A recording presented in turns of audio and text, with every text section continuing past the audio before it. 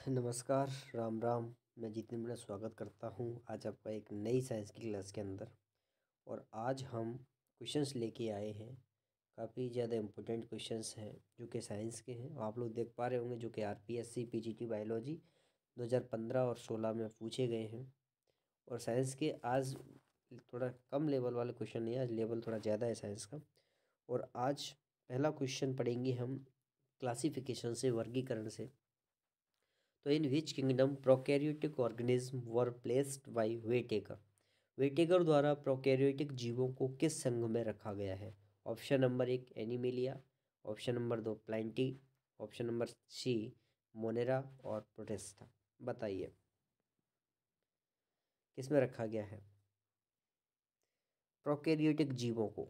क्या एनिमेलिया में रखा गया? भाई एनिमेलिया में तो एनिमल्स आते हैं, प्लांटी में प्लांट आते हैं, या मोनेरा में आते हैं, या प्रोटिस्टा में?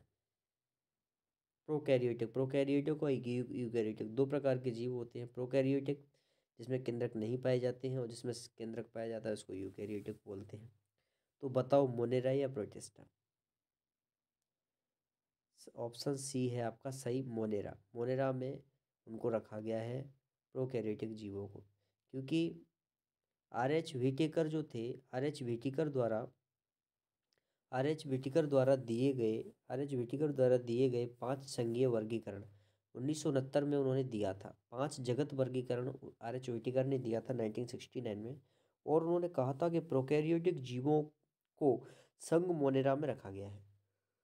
वे जीव जिनमें कोई सुविकसित केंद्रक नहीं होता है, और जिनमें कोशिकांग नहीं होते हैं, ना ही जिनमें कोई ऑर्गन्स होते हैं, और ना ही उनमें कोई न्यूक्लियस होता है, वही प्रोकैरियोटिक कहलाते हैं, जिसको मोनेरा जगत में रखा गया है।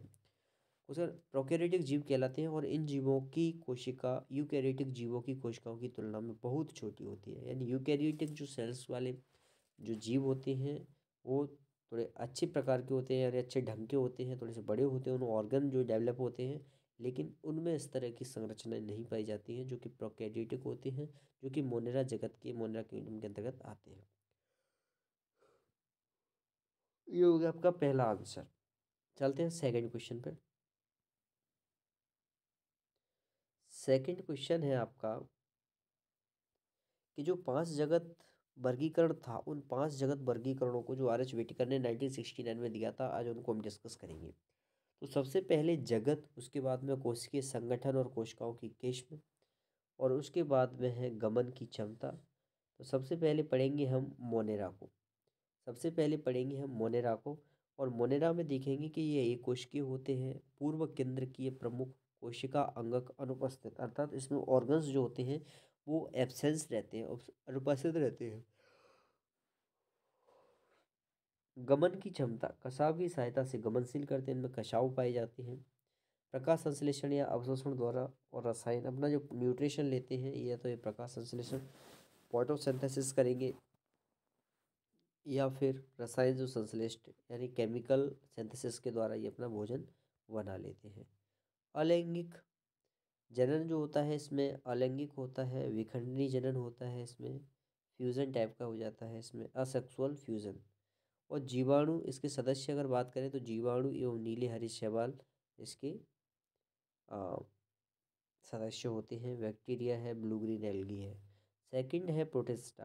प्रोटिस्टा में बात करते हैं, ये एक कोशिकीय सुकेंद्रकीय समस्त कोशिकांग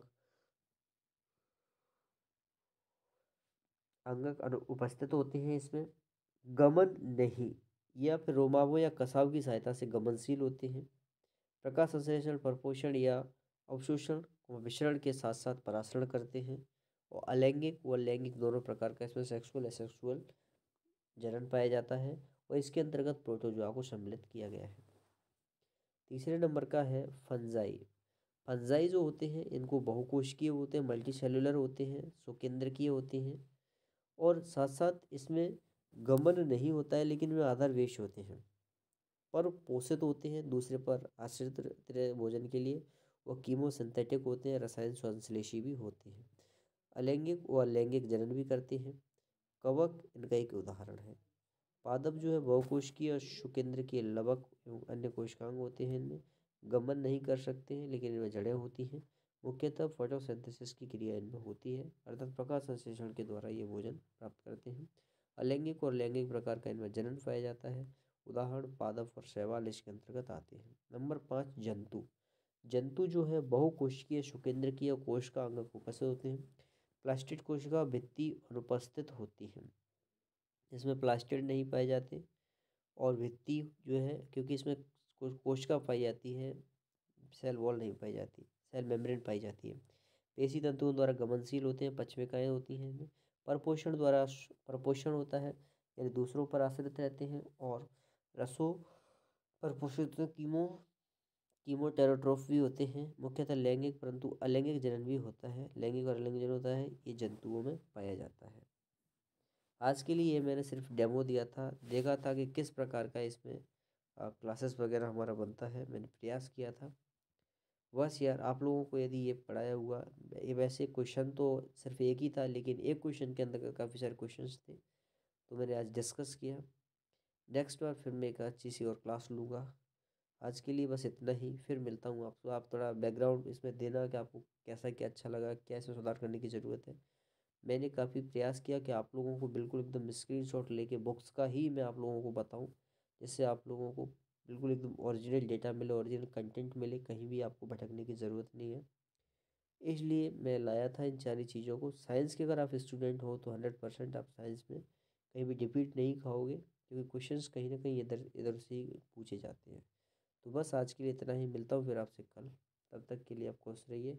कमेंट बॉक्स में कमेंट करके बता देना क्लास कैसी लगी। तब तक के लिए बाय बाय।